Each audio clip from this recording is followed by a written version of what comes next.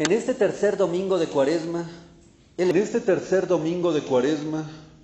Evangelio está tomado de San Lucas y nos dice: en aquel tiempo estaba Jesús lanzando un demonio, el cual era mudo.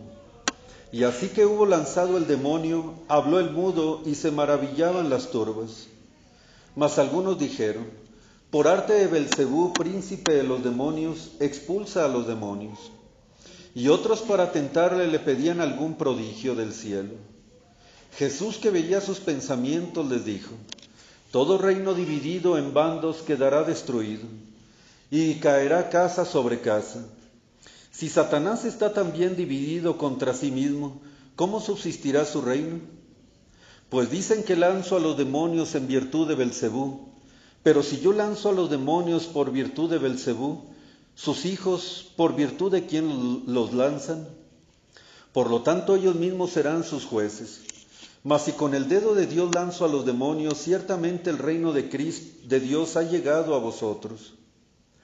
Cuando un valiente armado guarda la puerta de su casa, está seguro de todo cuanto posee. Mas si asaltándole otro más fuerte que él le venciere, le quitará todas las armas en quien confiaba, y repartirá sus despojos. El que no está conmigo está contra mí, y el que conmigo no recoge desparrama. Cuando el espíritu inmundo ha salido de un hombre, anda por lugares áridos buscando reposo, y en no hallándolo se dice: volveré a mi casa de donde salí. Y volviendo a ella la encuentra barrida y adornada. Entonces va y toma consigo otros 7 espíritus peores que él, y entrando en ella moran allí, y así el estado de aquel hombre viene a ser peor que el primero. Así hablaba de esta manera cuando una mujer, emocionada de en medio del pueblo, levantó su voz y exclamó: dichoso el vientre que te llevó y los pechos que te amamantaron. Y Jesús dijo: bienaventurados también los que oyen la palabra de Dios y la practican. En el nombre del Padre, y del Hijo, y del Espíritu Santo. Amén. Pueden sentarse.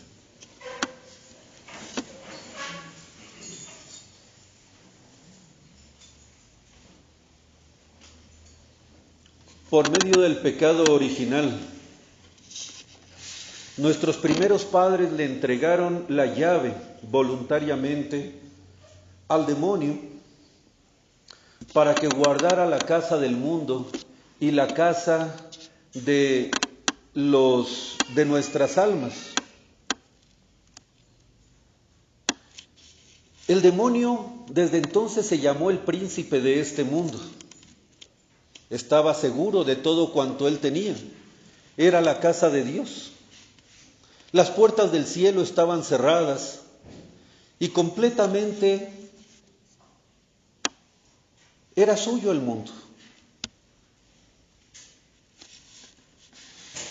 Llegada la plenitud de los tiempos, otro fuerte armado, más fuerte que él, llegó, le despojó de todo lo que él creía. Este caballero, este fuerte armado, este que vino a recuperar sus terrenos, este que vino a conquistar de nuevo el mundo, las conciencias, las inteligencias, las almas, este caballero es Jesucristo nuestro Señor, el cual con su muerte en la cruz, enseñándonos a nosotros una más alta hidalguía,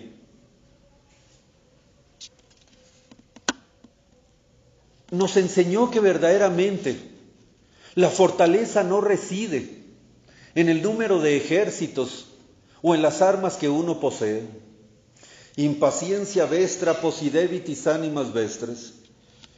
Siendo pacientes, triunfarán. Siendo pacientes, poseerán. Serán dueños del terreno, serán dueños de sus almas, serán dueños de su vida espiritual. La paciencia, la humildad y la virtud es la que hacen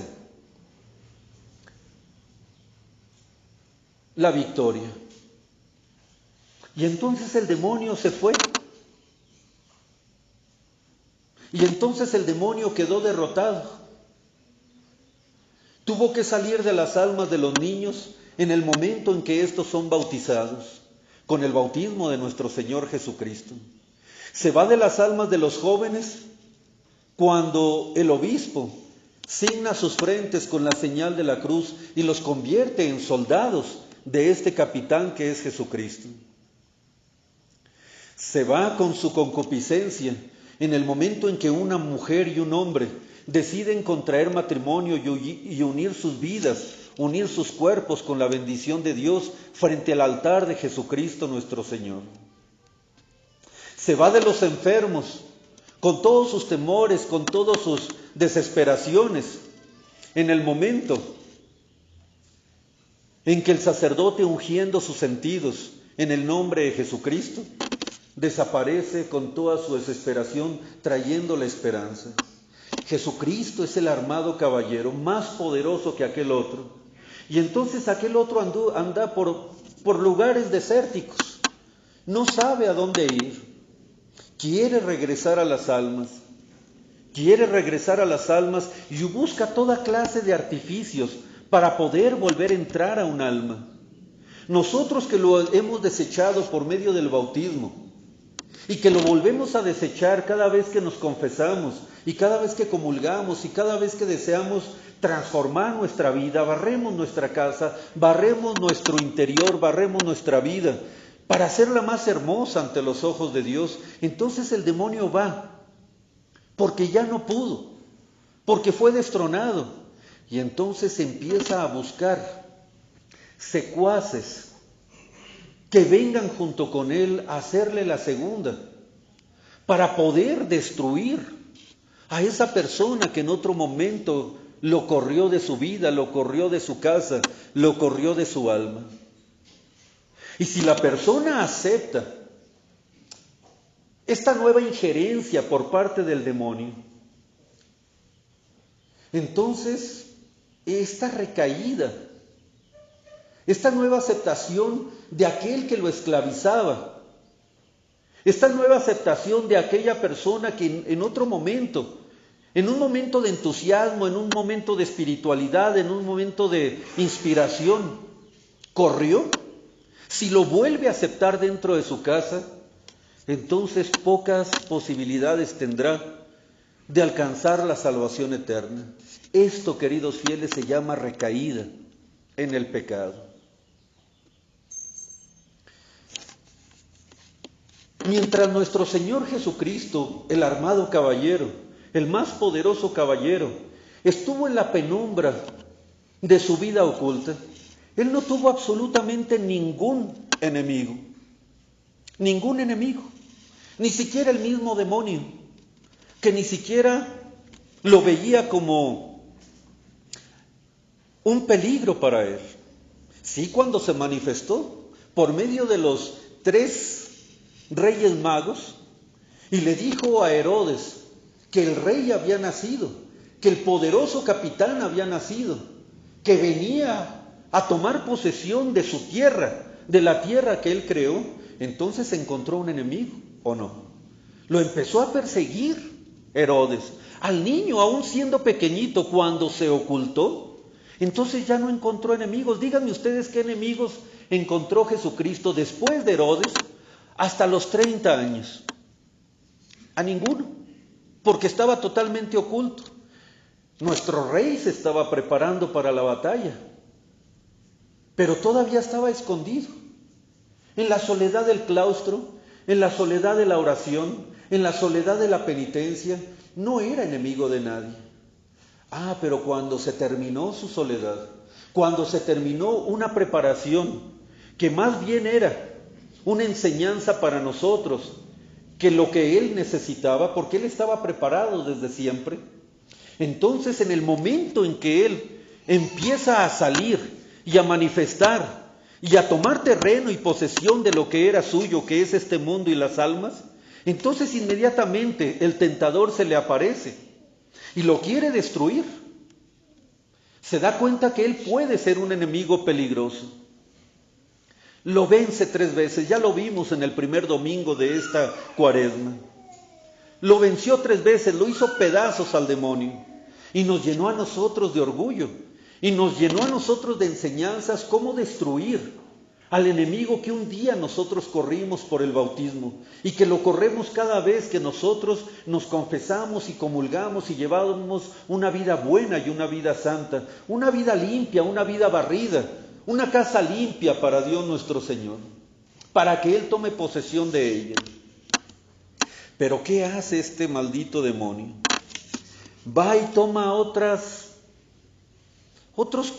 que le hagan contubernio, otros secuaces. Y aquí fue lo que pasó. Nuestro Señor Jesucristo en el Evangelio de este domingo, después de enseñarnos cómo orar, de acuerdo al Evangelio de San Lucas, cuando oren, oren de esta manera: Padre nuestro que estás en los cielos, santificado sea tu nombre, venga a nos tu reino. Después de habernos enseñado esa hermosa oración, se le presentó un endemoniado. Y ese demonio, poseyendo a esa persona, lo hacía que no pudiera hablar. Y al no poder hablar, no podía expresar sus necesidades. No podía alabar a Dios, no podía cumplir con el oficio al que nosotros hemos venido a la tierra, que es la alabanza de Dios. Por eso se le llama demonio mudo. Nuestro Señor lo arrojó de la manera más fácil y sencilla. Es el armado caballero, es el poderoso Jesús que viene a tomar posesión de lo que es suyo. Esa alma no te pertenece, demonio. ¿Creías que era tuya? Te dices el príncipe de este mundo, se acabó tu reino. Yo reinaré desde el madero. Y entonces le quita la posesión y el demonio sale dando alaridos. Y entonces el que había sido mudo empezó a hablar. Pero entonces aquel otro va e incita en los escribas y fariseos hipócritas y envidiosos. Los toma como sus compañeros para hacerle guerra al capitán, al rey Jesús.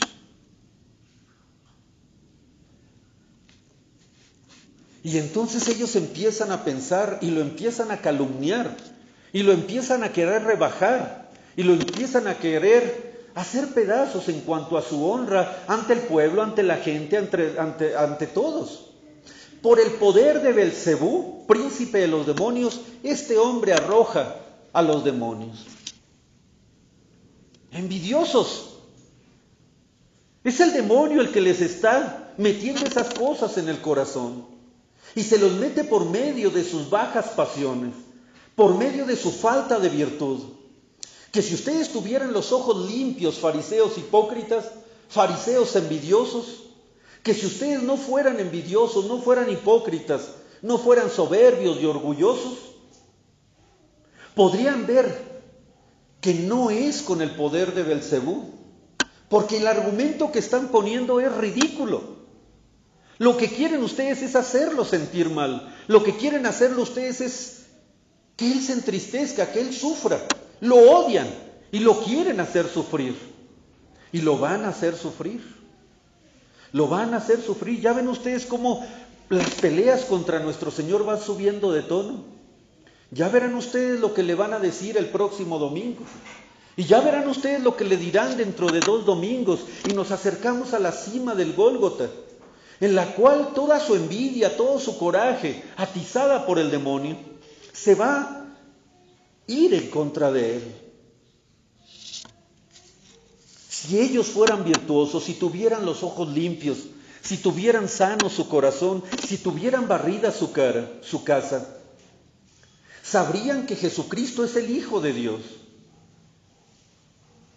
que es el bueno, que es la bondad misma, que vino a salvarnos, que le acaba de hacer lo mejor que le podía hacer un hombre, que es alejarlo de esa alimaña, de ese encadenador que es el demonio. Pero no lo pueden ver, no lo pueden ver, porque están ciegos, porque el primer efecto del orgullo y de la envidia es enceguecer el corazón y no saber ver sus propios errores y los errores de los demás. y no poder ver la bondad en los demás. Porque el que tiene el ojo verde, el que tiene el cristal verde, todo lo va a ver verde. Y si se ponen un cristal rojo, todo lo van a ver rojo. Y si se ponen una careta o un cristal de envidia, de coraje, de odio, todo lo van a ver sucio, todo lo van a ver con odio, todo lo van a ver malo. ¿No pasa eso?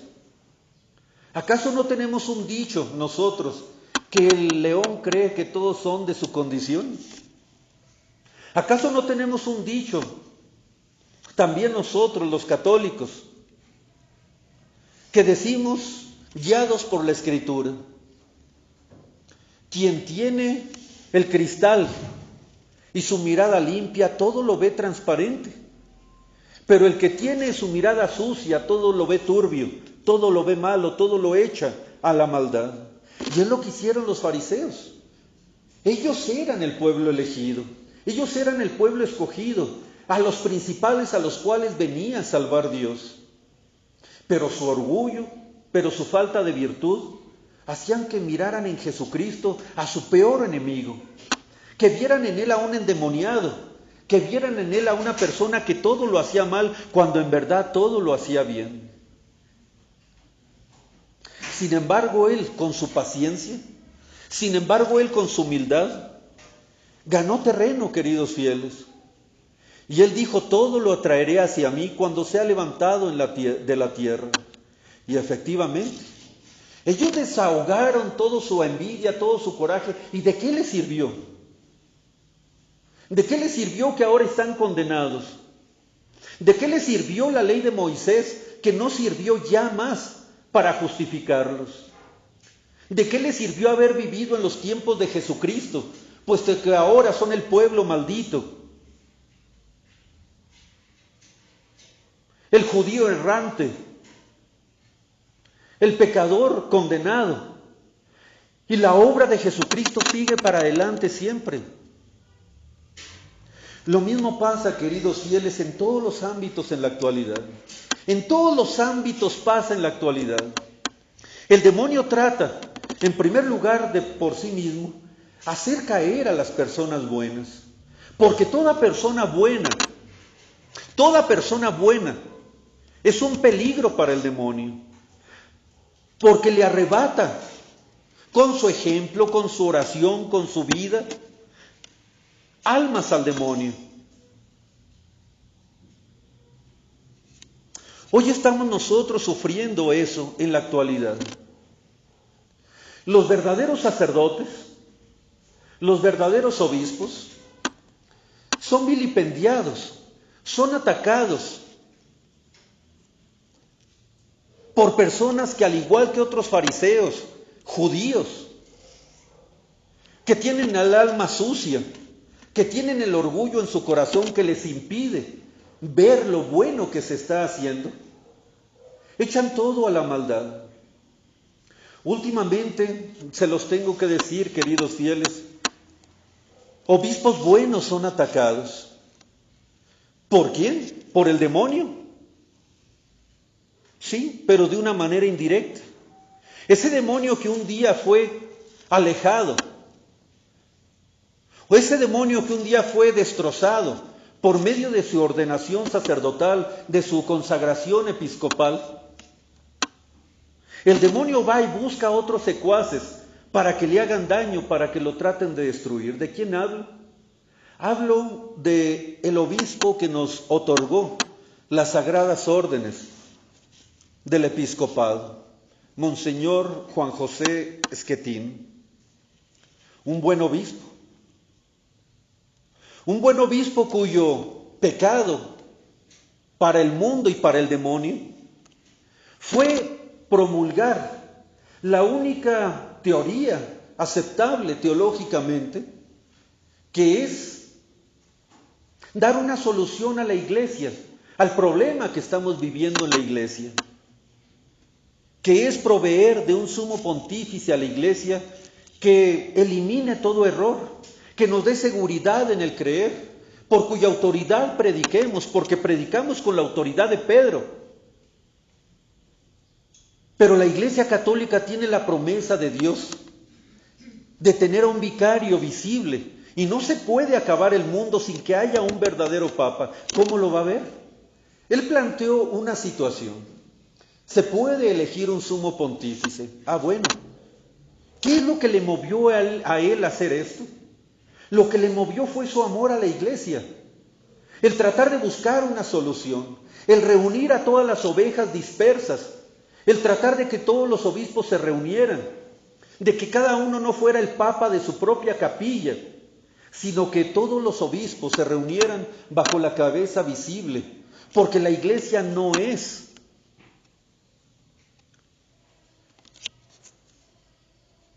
más que de una sola manera. La iglesia es jerárquica. La iglesia no son un conjunto de varios obispos unidos.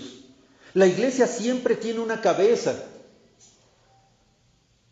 Y debe de tener una cabeza visible, porque así lo instituyó nuestro Señor Jesucristo.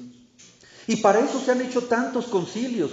Y para eso se han hecho tantas leyes y tantas normas. Para que cuando llegaran a pasar este tipo de cosas, la iglesia tuviera las armas necesarias para poder solucionar como sociedad perfecta los problemas que le aquejan en cualquier momento, a los inicios de su creación, a la Edad Media, en la Edad Moderna, en la Edad Contemporánea. La iglesia tiene todas las armas dadas por Jesucristo para restablecerse y para dar lucha contra el demonio que es su enemigo y volver a ganar terreno. Sí, el modernismo ahorita ganó terreno. Él cree que todo el mundo, el modernismo cree que todo el mundo ya es parte de ellos. El demonio se cree que ya ganó. Los modernistas se cree que ya nos arrojaron de sus templos. Ellos se quedaron con los templos, pero no se quedaron con la fe. Allí se quedaron ellos, impostores, haciéndole daño a la gente creyente, haciéndole daño a los católicos.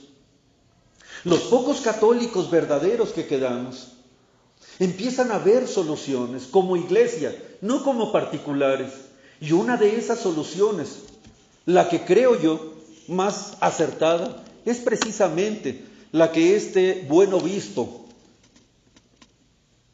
manifestó e invitó a los demás obispos para que la estudiaran, dándole sus argumentos, y reunidos todos la siguieran, de ser posible. Pero ¿qué pasó? El demonio no le gustó. ¿Cuál pasa? Que dice él esto, inmediatamente el demonio busca secuaces para buscar destronarlo, para buscar destruirlo, para buscar lastimarlo, para buscar deshacerlo, porque está proponiendo una solución viable, una solución teológicamente posible, una solución que verdaderamente podría solucionar como iglesia el problema que nos está aquejando, porque todos estamos como ovejas sin pastor.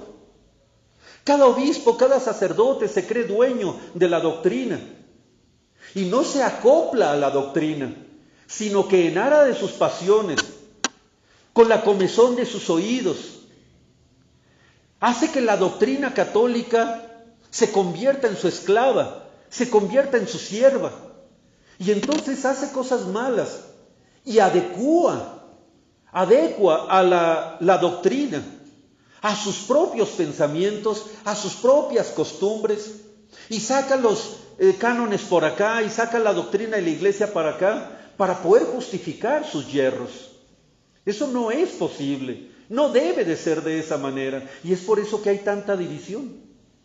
Viene un buen obispo que plantea una posible solución para la iglesia, y en vez de los demás andarla pensando, andarla razonando, juntarse para discutirla, no.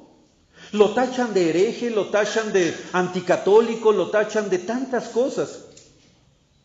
Y entonces todos esos que no hacían absolutamente nada por la iglesia, tenemos 60 años de sede vacante. 60 años, queridos fieles, sin una cabeza visible.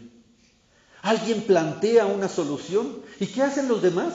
que ya se acostumbraron a estar solitos, a mandarse solos, voltean contra él y lo empiezan a arrojar piedras, lo empiezan a querer deshacer, despedazar, y no de la manera más limpia, que si fueran enemigos de él honestos, aceptarían las cosas buenas y aceptarían las buenas intenciones y aceptarían inclusive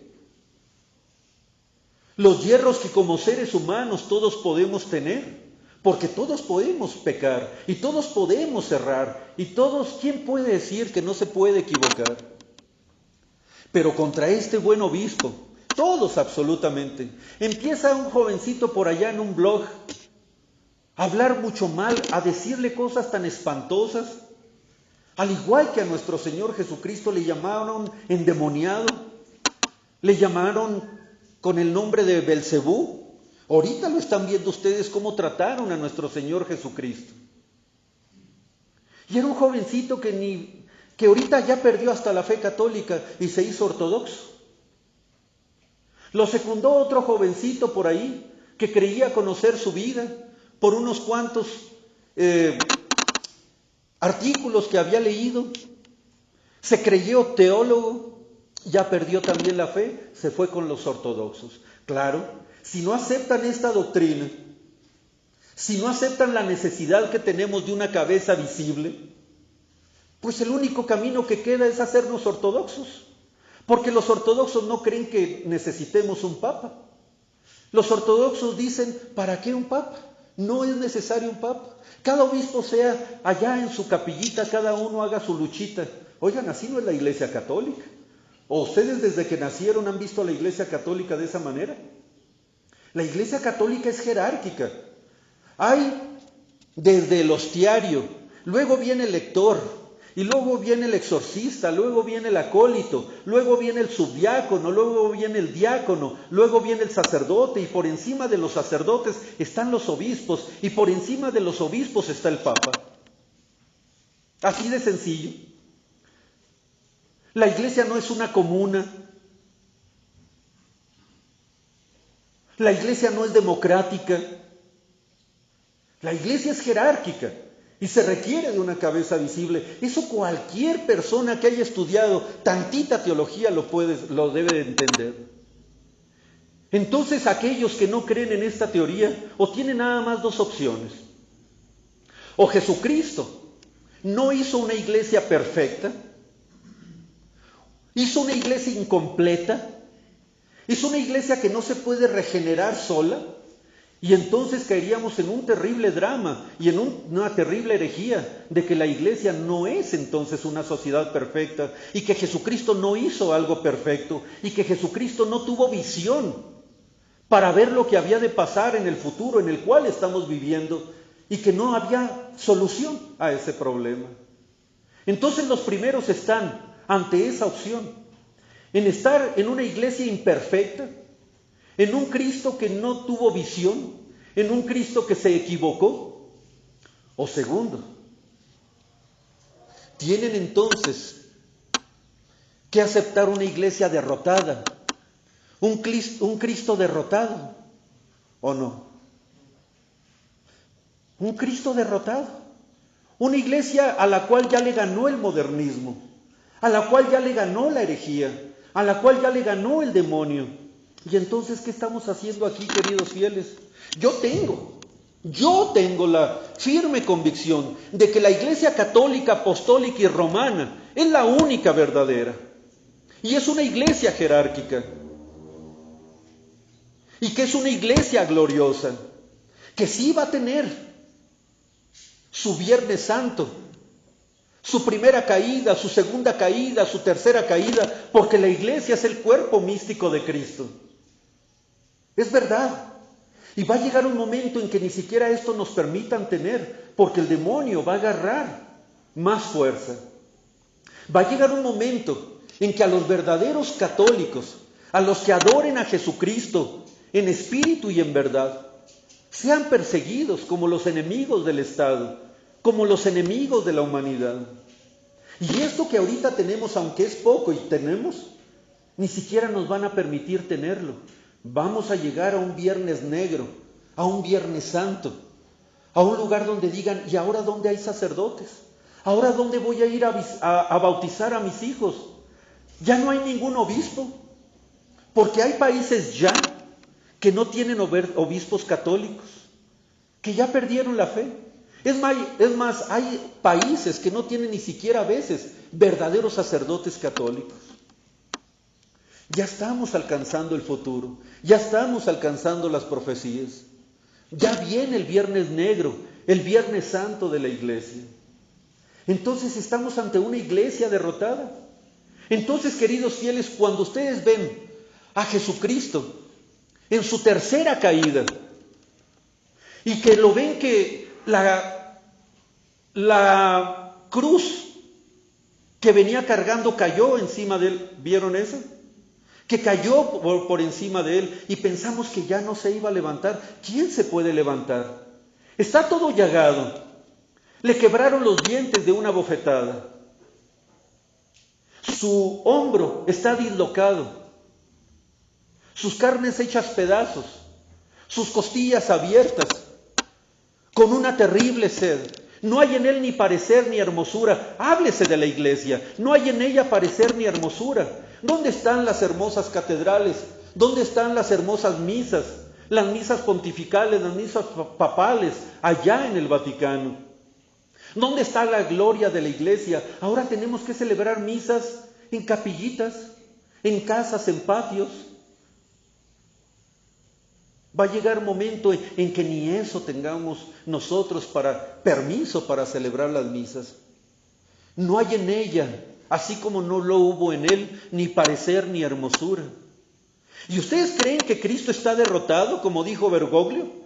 ¿Ustedes creen que Jesucristo está deshecho, que ya murió para siempre? ¿Qué nos dice el catecismo? No murió para siempre, sino que al tercer día resucitó. Y no lo hizo porque la malicia estuviera por encima de Dios, sino porque Dios quiso padecer eso para purificarnos, para salvarnos, para que después se viera la gloria de Dios, el poder de Dios, la gloria de Dios saliendo, resucitado, hermoso, glorioso, más hermoso que cuando estaba aquí en su vida mortal, porque ahora está glorioso, nadie le puede hacer nada el día en que Él resucita. Así también la iglesia tendrá su resurrección. Eso yo lo creo. Eso es un dogma de fe. O la iglesia, ¿ustedes están ante una iglesia derrotada? Por supuesto que no. ¿Estamos en una iglesia sufriente? Sí. ¿Estamos en una iglesia golpeada? Sí. ¿Estamos en una iglesia con muchos enemigos que ahorita están a carcajadas? A ver, si tú eres el Cristo, si tú eres la iglesia, baja de esa cruz. Si tú eres la verdadera iglesia, ¿por qué estás ahorita sufriendo? ¿Por qué tan pocos fieles? Mira, nosotros tenemos todos los fieles. Nosotros somos Anás y Caifás, los elegidos del Señor, los pontífices del Señor, no Anás y Caifás. Tú ya no eres el pontífice de Dios. Tu vida se acabó. Al no aceptar a Jesucristo, el Hijo de Dios, tu religión se convierte en basura. Tu religión debió haber pasado a la religión cristiana y sin embargo no lo aceptaste, no lo quisiste. Por lo tanto ahorita quedaste desechado. Porque tú desechaste la piedra angular. Como constructor debiste haber construido encima de Jesucristo, en Jesucristo, y no lo construiste, por lo tanto tu casa se desbarata. Yo creo en una iglesia gloriosa. Ahorita tenemos que sufrir. Ahorita tenemos que llorar, ahorita tenemos que penar y tenemos que dar muchas explicaciones, señores. La iglesia tuvo un Tabor antes. En el tiempo de su santidad Pío XII, la iglesia fue gloriosa. Fue el Tabor de la iglesia. Fue cuando todos vieron que la iglesia tenía el máximo poder, que era gloriosa, que era divina. Ahorita está. Y para eso Jesucristo lo permitió. Ahorita está la iglesia en su Viernes Santo. Pero tendrá su sábado de gloria y tendrá su domingo de resurrección. Eso yo lo creo. Pero aquellos que están en contra de esta verdad, ya dicen, es que ya no podemos hacer nada. Aquellos obispos calladitos, los más prudentes, a los cuales verdaderamente los admiro, pero no sigo lo que ellos creen. Los admiro porque en un tiempo fueron superiores de un servidor. De ellos recibimos también los sacramentos. Están calladitos contra este obispo, contra el obispo Schettino, porque saben que no hay argumento teológico válido contra esa razón. Los más prudentes están callados y solamente les dicen a sus fieles, no vayan con ellos porque creen que pueden elegir un papa. Les asusta la idea. Son o pusilánimes o se quedan calladitos porque no tienen la gracia, el valor, la sabiduría de ver cuál es la solución que tiene la iglesia. Pero los que no son prudentes, aquellos que por alguna u otra razón se enceguecieron, que no tienen ni siquiera la mínima virtud, empiezan a criticarlo, empiezan a hablar mal de él, lo quieren destruir. Inclusive le han pagado a personas para que hagan algunos videos difamándolo de la manera más vil y cochina y sucia que puede haber. Lo están lastimando. Lo quieren destruir. No lo quieren ver. Aunque no lo conocen personalmente, La mayoría de los que lo atacan nunca lo han visto en su vida. No han platicado con él. No han escuchado de viva voz sus razones. No han escuchado su entusiasmo, su amor por la iglesia, su sencillez. Y sin embargo lo atacan como los judíos atacaban a nuestro Señor ese Viernes Santo, con toda la hazaña, con todo lo que tienen, escupitajos, de la manera más vil, cochina, sucia y baja que puede haber. Muchos de ellos antes eran sus amigos. ¿Y acaso no sucedió lo mismo con nuestro Señor Jesucristo? Ahora en su Viernes Santo, cuando va camino el Calvario, díganme dónde quedaron todos los amigos de Jesucristo. ¿Qué no les dio de comer a 5,000? ¿Se acuerdan de eso? Que multiplicó los panes. ¿Dónde están esos 5,000? Y después les dio de comer a 3,000. Y después resucitó muertos. Y después le dio vista a los ciegos y oído a los sordos. Y a los tullidos los volvía a poner firmes. Y quitaba tantas enfermedades y sacó tantos demonios de tantos cuerpos. ¿Dónde están esos? Ahora todos le están lanzando escupitajos, todos lo están golpeando, todos tratan de abrirse paso entre los soldados para golpearlo, para destruirlo. El demonio los está asusando. De la misma manera está pasando con este buen obispo. Aquellos que en un momento se le acercaron, inclusive fueron ordenados sacerdotes por él. En su soberbia, después se le alejan y se convierten en sus peores enemigos. En las mismas personas que lo detractan, en las mismas personas que calumnian en contra de él. ¿Qué no somos católicos? ¿Qué dijo nuestro Señor Jesucristo de un católico? En esto conocerán que son mis discípulos. ¿En qué? En que se amarán los unos a los otros. Esa es la señal del católico. Después de la señal de la cruz, es el amor del uno por el otro. Porque aquel que me enseñó la doctrina católica, también me enseñó la moral católica. Aquel que me enseñó a que debo defender la fe a una costa de mi vida, también me enseñó a perdonar a mi enemigo, a ser honesto, a que si yo discuto con alguien, tengo que utilizar todas las reglas cristianas, la regla de honestidad, la regla de la verdad, la regla de la humildad, la regla de la paciencia, y cosa que los enemigos de este buen obispo no están haciendo. Ya lo dijo nuestro Señor, llegará el tiempo en que aquel que les dé muerte pensará en hacerle un favor a Dios. Me ha tocado escuchar a mí, a los que están en contra de los verdaderos obispos católicos, de decir, es que ese obispo, le dicen una de maldiciones, una de insultos, y les pregunta uno, pero ¿por qué dices eso de un obispo? Porque yo estoy defendiendo la verdad. Es que yo estoy defendiendo a la iglesia. Es que yo estoy defendiendo a la teología. Queridos fieles, ¿ustedes pueden defender la verdad con insultos? ¿Ustedes pueden defender la verdad con amenazas? ¿Ustedes pueden defender la verdad con deshonestidades? No tenemos enemigos honestos, desgraciadamente. Que si fueran enemigos honestos, que si practicaran las virtudes al momento de discutir una razón, si es verdadera o falsa, si es buena o si es mala, si practicaran la virtud y no se enceguecieran en sus argumentos orgullosos, podrían ver la verdad, pero no la pueden ver. ¿Qué va a pasar con este buen obispo? Él se sabe defender.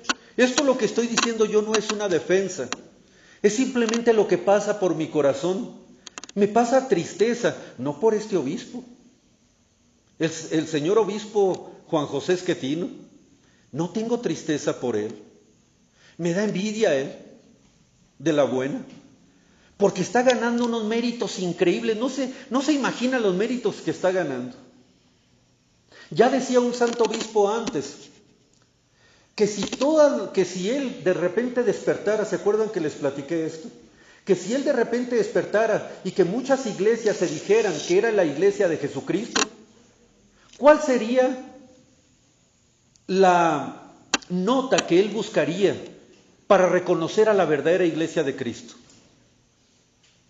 Él buscaría a la iglesia que es más perseguida, a la que es más vilipendiada, a la que es más perseguida, a la que es más golpeada, a la que es más azotada, y a las que hasta los mismos enemigos se ponen de acuerdo para hacerla pedazos, ¿sí o no? ¿No hicieron eso lo mismo con Jesucristo? Los saduceos eran enemigos de los fariseos. Los helenistas eran enemigos de los fariseos y todos se unieron para estar en contra de Cristo. Es más, los romanos odiaban a los judíos odiaban a los romanos. ¿Y qué va a pasar el Viernes Santo? Que se me van a juntar los dos para matar a nuestro Señor Jesucristo. Así está pasando con este buen obispo.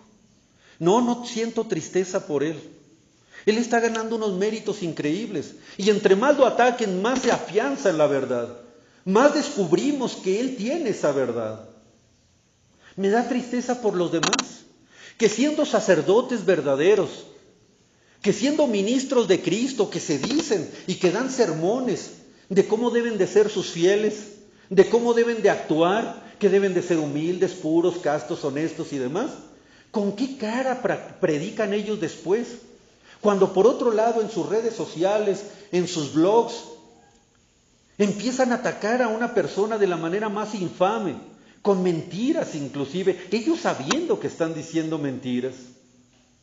Con tal de que sus fieles no acudan con estos obispos verdaderos, con estos obispos que tienen la solución, miren, por debajo del agua los más prudentes y los más imprudentes lo dicen a viva voz. Ese es mejor que no estuviera dentro de la iglesia. Han llegado a pagar a personas, a pagar a viciosos, los hacen vestirse de monjes, de franciscanos, para hacer un video, hablar en contra de este buen obispo. Hacen impías uniones y les llaman pías para poder atacar al que antes ellos primeramente alababan. Sus mismos sacerdotes que lo amaban y que hablaban que era el único obispo que hablaba la verdad, ahora lo detractan y ahora se van con aquellos otros enemigos porque le siguen el juego al demonio. Queridos fieles, con esto quiero decirles que hay que rezar por nuestros sacerdotes y obispos, no solamente por los buenos, en el caso de Monseñor Schettino. Hay que rezar por aquellos otros pobres que están siendo encadenados poco a poco con las cadenas del demonio, que se enceguecieron y que se dicen ministros de Cristo, pero no lo son falsos, hermanos. El demonio es su rey, el demonio es su príncipe para ellos todavía. Porque un buen católico nunca va a hablar con insultos, con indignidades o con mentiras acerca de otro. Hay que hablar honestamente. Si es malo, hay que decir en qué está mal y ayudarle a que se levanta o no. Porque si yo digo que tú estás mal, no es para hacerte pedazos. Es porque yo, en mi calidad de católico, de seguidor de mi Señor Jesucristo, te voy a ayudar a levantar haz levantarte. ¿O qué hizo Jesucristo con la pecadora? ¿La acabó más? Ella ya era pecadora. Confesó que era pecadora y Jesucristo sabía que era pecadora. ¿Qué hizo Jesucristo con ella? ¿La desechó y la mandó al infierno? No, la perdonó y la levantó y la regeneró y ahora es una gran santa. ¿Qué hizo con el buen ladrón? Ya estaba crucificado, ya lo habían puesto en la cruz, ya estaba condenado. Lo acabó más Jesucristo como diciendo, oye, yo estoy aquí inocente y tú estás ahí porque eres culpable. ¿Se lo acabó nuestro Señor? No, lo perdonó. Y nosotros nos decimos seguidores de Cristo y los ministros, los sacerdotes y obispos, estamos obligados a defender la fe, sí, pero en unión con todas las virtudes, porque el mismo que me mandó creer en Dios Padre Todopoderoso, Creador del cielo y de la tierra, me dijo también, amarás a tu prójimo como a ti mismo. Y la misma fuerza tiene el primer mandamiento de creer en Dios, al segundo mandamiento de amar a mi prójimo como a mí mismo. La misma fuerza tiene el mandamiento de todo lo que debemos de creer, a todo lo que tenemos nosotros que practicar. Que si yo creo todo el credo, de principio a fin, pero no practico los mandamientos, ¿soy verdadero católico? No, al contrario, me condeno más. Que el demonio se sabe muy bien la doctrina, pero no practica la virtud. Así estos secuaces del demonio se saben perfectamente, según ellos, la doctrina a su conveniencia, pero no practican la virtud.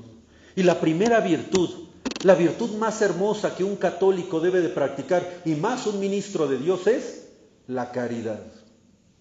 Recemos entonces por ellos para que Dios en algún momento los convierta, les haga ser buenos pastores, fieles y sinceros seguidores de nuestro Señor Jesucristo, y hagamos iglesia, porque los enemigos no somos nosotros.